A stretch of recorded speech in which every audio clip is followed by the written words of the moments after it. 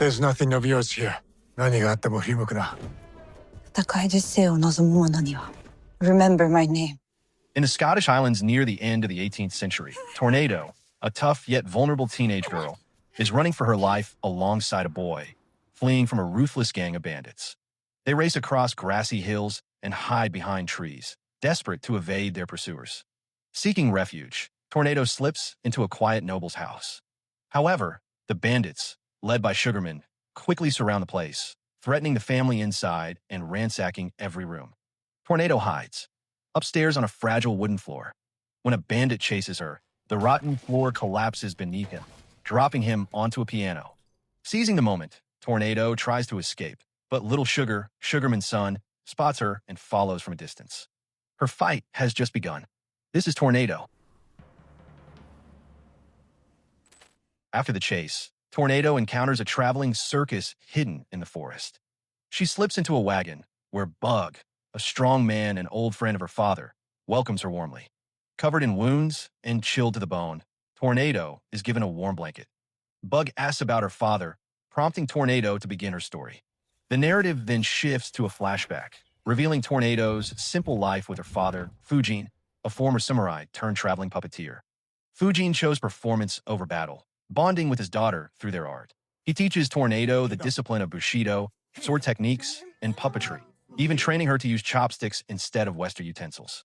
Though Tornado often complains about their nomadic life and longs for a permanent home, Fujin comforts her with a promise that after their last show, they will finally return.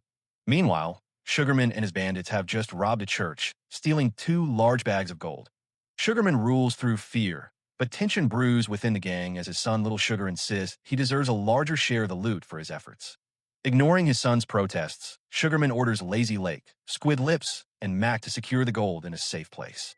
That same day, Fujin and Tornado perform a puppet show in a small settlement. Their story tells of a samurai whose family was killed by ninjas. While carrying their stolen gold, Sugarman and his bandits pause to watch the performance. Tornado notices a boy sneaking through the crowd, attempting to steal. The boy successfully grabs both bags of gold from the distracted bandits. Little Sugar sees the theft but deliberately lets it happen, hiding his plan to claim the gold himself. Tornado watches the boy flee and decides to pursue him once the show ends. Afterward, Tornado catches the boy and brings him to their wagon. She hides the boy and the stolen gold beneath it. Fujin is busy packing, unaware of his daughter's secret. Tornado gives the boy a coin to keep him quiet but then kicks him out, not wanting him to slow their escape. She plans to flee with her father and gold. However, their path through the forest is blocked by a fallen tree. While Fujin works to clear it, Tornado secretly digs a hole beneath a large tree deeper in the forest and buries the gold. When she returns, Sugarman and his bandits catch up and seize the boy, who still carries the coin. During interrogation, the boy inadvertently reveals Tornado as the thief. Enraged, Sugarman confronts Fujin. Though Fujin denies knowing anything, Sugarman threatens him. Suddenly, an archer bandit shoots an arrow into Fujin's chest.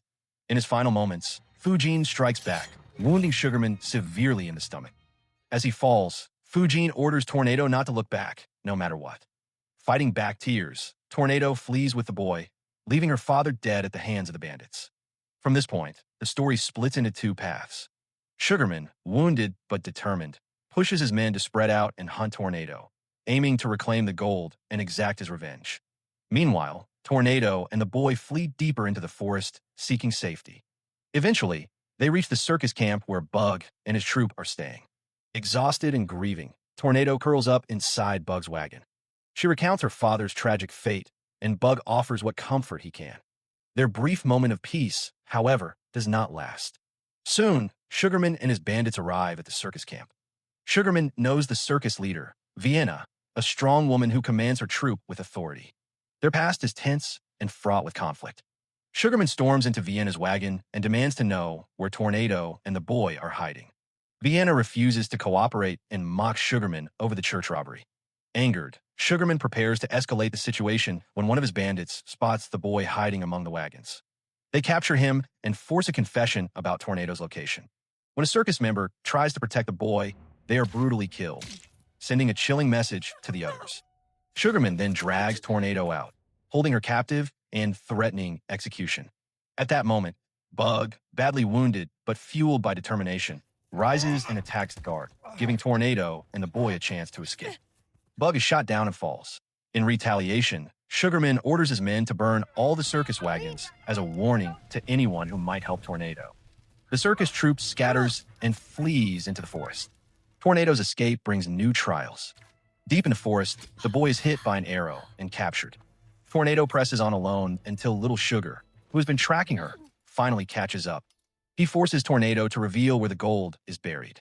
They head toward the lakeshore, but Sugarman and his men block their path.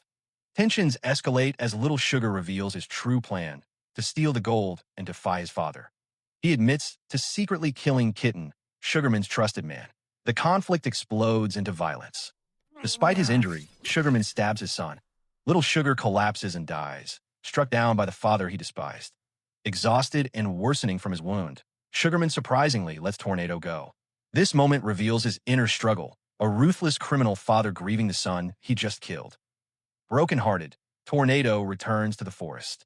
She weeps beside her father's corpse in the wagon. Then she goes to the spot where she buried the gold, only to find it gone.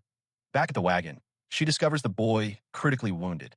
As she tends to him, he reveals he never saw the gold. Where she left it, Tornado recalls how cautious her father always was. She remembers Fujin once threw his sword up into a tree before the attack. Looking up, Tornado spots 2 bags of gold caught in the branches, moved there by her father during interrogation. She climbs up and retrieves the gold. However, when she returns, the boy has died. Tornado is devastated, never learning his name. They escape together with hope, but all that remains are sorrowful memories. Racked with guilt and anger, Tornado buries her father and the boy in the forest. She lays Fujin's sword on their grave, honoring her father's Bushido teachings. That night is quiet. Tornado sits alone, tending her wounds and steeling her resolve for revenge. She takes puppet strings from her father's tools to craft a small bowstring to strengthen her arrows. She sharpens her arrows, polishes her father's sword, and plans her next moves. Tornado chooses to abandon the gold, a symbol of greed that brought only death. Struggling against her emotions, she drags the gold bags onto a small boat, rows to the center of a black lake, and throws the gold into the depths. This act marks her choice to forsake wealth and instead pursue justice. Meanwhile, a severely wounded Sugarman stumbles upon Kitten's corpse on a hill and realizes with shock that his own son killed him. Though shaken, Sugarman regains control and commands his men to continue searching for the gold. They soon discover Fujin's empty wagon, and their frustration turns to fury when they find the gold missing. Angered, Sugarman orders his bandits to scatter and hunt Tornado relentlessly. Before leaving, they leave threatening messages on the burned wagon, vowing to avenge the lost gold with blood. However, the thick forest and morning fog slow their search. From a distance, Tornado watches their disorganized efforts and uses their division to begin her own quest for revenge. One by one, Tornado hunts down the bandits. Her first target is a bald man carrying her father's sword. In the forest, she confronts him calmly. Underestimating her, he is quickly stabbed and silenced as Tornado claims her father's blade.